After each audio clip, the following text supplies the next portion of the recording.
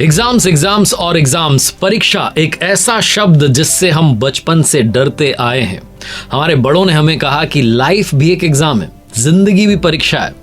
और जब हम बड़े हो गए, जब यूनिवर्सिटी से बाहर निकले और जीवन का प्रैक्टिकल एग्जाम हमने देना शुरू किया, तो हमें समझ में आया कि वाकई में बहुत बड़ी परीक्षा है। लेकिन जो यूनिवर्सिटी के एग्जाम्स दे रहे हैं, कॉलेज के एग्जाम्स दे रहे हैं, स्कूल के एग्जाम्स दे रहे हैं, कॉम्पिटिटिव एग्जाम्स दे रहे हैं, उनसे पूछिए कि वो परीक्षा कितनी बड़ी है।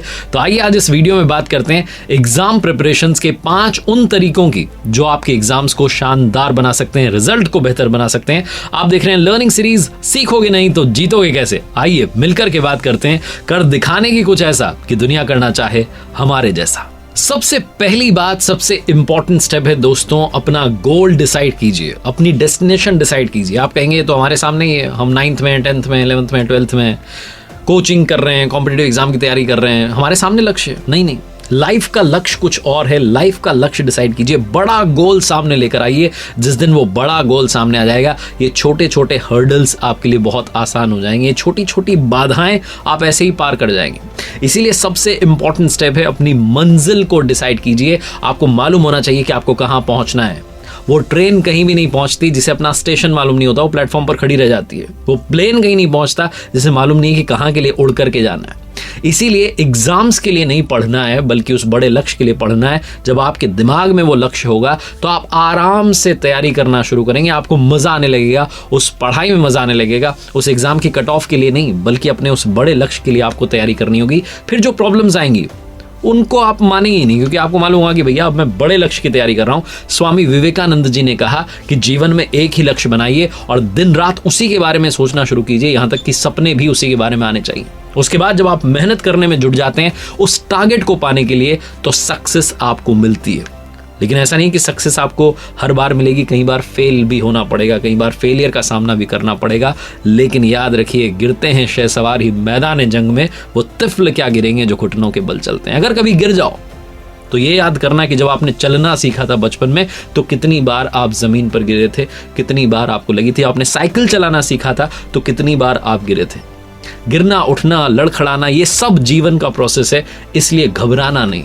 वो बड़ा लक्ष्य दिमाग में रखोगे तो आगे बढ़ते जाओगे। एक बार फिर से वही बात याद रखो कि उठो, जागो और तब तक मत रुको जब तक कि आप अपने लक्ष्य को ना पालो। दूसरा सबसे इंपॉर्टेंट काम जो आपको आज से ही करना है, अपनी स्ट्रैटेजी बनाइए। भैया आपको मालूम चल गया जाना कहाँ है, लेकिन उसके लिए तैयारी तो होनी चाहिए ना, रास्ता तो मालूम होना चाहिए, रूट तो बनना चाहिए, स्ट्रैटेजी तो बननी चाहिए। अब आप कहेंगे वही घिसा पिटा पुराना सा शब्द आप लेकर के आओगे, इसका नाम है टाइम टेबल। टाइम टेबल जो है, ये बचपन से हमने सुना है कि बना लो बेटा तुम्हारा कुछ हो जाएगा। तो ये वाकई में बना लो, वाकई में कुछ हो जाएगा। जितने सक्सेसफुल लोग हैं दुनिया में, उन सब ने इसे ही फॉलो किया है। इनफैक्ट वो अब भी फॉलो कर रहे हैं, तभी वो टॉप पर बने हुए हैं। क्योंकि शिखर पर पहुंचना आसान होता है, बने रहना मुश्किल होता है। समझ रहे हो? तो लाइफ में जो टाइम टेबल है, उसका नाटक वो 2-4 दिन के लिए मत करना कि आपने लगा लिया, उसको फॉलो करने लग गए, उसके बाद फिर से भूल गए। अगर आप वाकई में अनुशासन लाना चाहते हैं तो अपने अंदर से लेकर के आइए। आप जिस किसी महान इंसान की सक्सेस स्टोरी सुनेंगे, पढ़ेंगे, तो आपको उसमें एक वर्ड सुनने को मिलेगा, उसका नाम है डिसिप्लिन। और डिसिप्लिन जो शब्द है वो आता है टाइम टेबल से। चाहे वो हमारे इंडिया के गोल्डन बॉय नीरज चोपड़ा हो, उन्होंने टाइम टेबल को फॉलो किया, चाहे वो कोई और पर्सनैलिटी हो। लेकिन मैं ये नहीं कह रहा हूं कि आप टाइम टेबल बनाने तो इतना स्ट्रिक्ट बना लें कि बीच में रेस्ट ना मिले। बीच बीच में थोड़ा आप विश्राम करते रहिए। जो आपने पढ़ा है इससे वो आपको याद रह जाता है अगर आप बीच में थोड़ा सा रेस्ट कर लेते हैं। रेस्ट करने का तरीका क्या है? आप गाना सुन सकते हैं, वॉक पर जा सकते हैं, फैमिली के साथ थोड़ा सा टाइम बिता सकते हैं, नेचर के साथ टाइम बिता सकते हैं। ये इसलिए इंपॉर्टेंट है क्योंकि ये आपके जीवन में विश्राम जो आप छोटा सा लेंगे, ये आपके जीवन में आपको अनुशासित रहने में मदद करेगा, डिसिप्लिन फॉलो करने में मदद करेगा। अगर आप बहुत स्ट्रिक्ट रूटीन बना लेते हैं तो कभी फॉलो नहीं होता है। इसलिए बीच में स्पेस निकालिए कि आप गाना भी सुनेंगे, फैमिली के साथ भी रहेंगे, घूमने भी जाएंगे, लेकिन एक डिसिप्लिन के साथ में जीवन जिएंगे। एक शब्द आपने सुना होगा, मन की शांति। और कहते हैं बड़े बुजुर्ग की मन की शांति होना बहुत जरूरी है, क्योंकि मन जो है बड़ा चंचल है, कभी इधर भगता है, कभी उधर चलता है, कभी इधर चलता है। तो इधर चला उधर चला वाली सिचुएशन ना हो, उसके लिए आपको अपने मन को शांत करना पड़ेगा। कई बार जब एग्जाम्स आते हैं तो हमारे सामने एक पहाड़ सा आ जाता है कि इतना सारा सिलेबस बचा हुआ है, 2 दिन में 8 चैप्टर निपटाने हैं, मैंने तो 10 पढ़ लिए, 15 बाकी हैं, ये हो गया वो हो गया, लास्ट वाले पेजेस तो पढ़े ही नहीं, लास्ट वाले चैप्टर्स तो पढ़े ही नहीं, मेरे दोस्त ने तो इतना पढ़ लिया। ये सारा जो प्रेशर है, इसको क्रिएट मत होने दीजिए। इसीलिए कहते हैं कि हौले हौले अगर आप तैयारी करते चलते हैं तो लास्ट में आपके ऊपर प्रेशर नहीं आता है, लेकिन प्रेशर तो आएगा क्योंकि एग्जाम्स आपके सर पर आ चुकी हैं।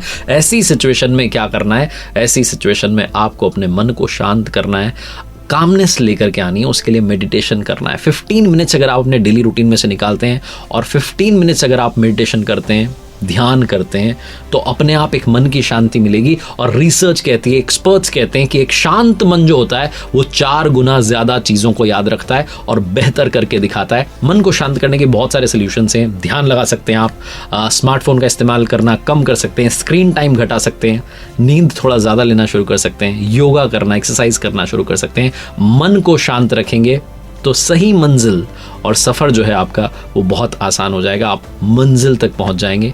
कामनेस लाइफ में ऐड करना शुरू कीजिए। अगर आप किसी युद्ध में जा रहे हैं तो आपको अपने दुश्मनों के बारे में बहुत अच्छे से मालूम होना चाहिए। नंबर 4 पॉइंट यही है कि लाइफ में आपके सामने परेशानियां तो आएंगी, डिस्ट्रैक्शंस तो आएंगे, दुश्मन तो खड़े होंगे।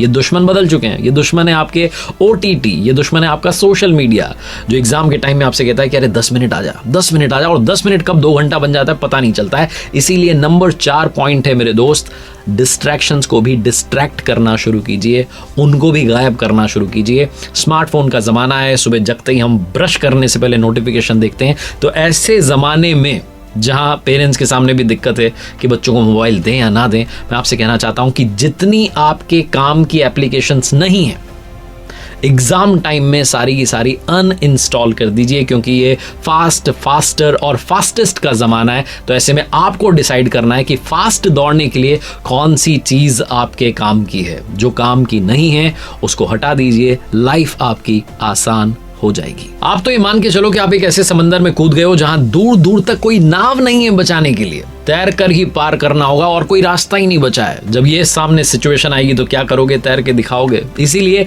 नंबर 5 बात जो मैं आपसे कहना चाहता हूं, 5th पॉइंट है, डू इट।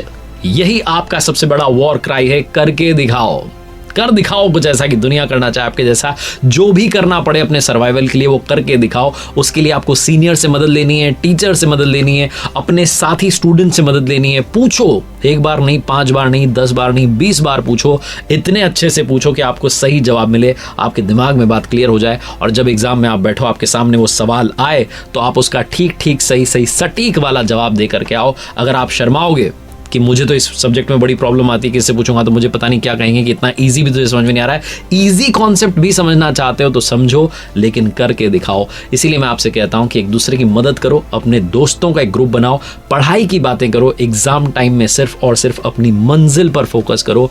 पिछले जो पुराने एग्जाम के क्वेश्चन पेपर्स हैं उनको सॉल्व करने में अपना टाइम जो है इन्वेस्ट करो। आपका जो है ये सफर, ये मंजिल एग्जाम्स तक पहुंचने की बहुत आसान हो जाएगी, रिजल्ट आपको मिल जाएगा। ये सारी बातें तो मैंने आपको बता दी, बाकी मेहनत आपको खुद करके दिखानी है। इसलिए आपको गुड लक कह रहा हूं और साथ में याद दिला रहा हूं, ऊपर वाले के आशीर्वाद, अपनी मेहनत और अपनों के प्यार के साथ कर दिखाओ कुछ ऐसा कि दुनिया करना चाहे आपके जैसा।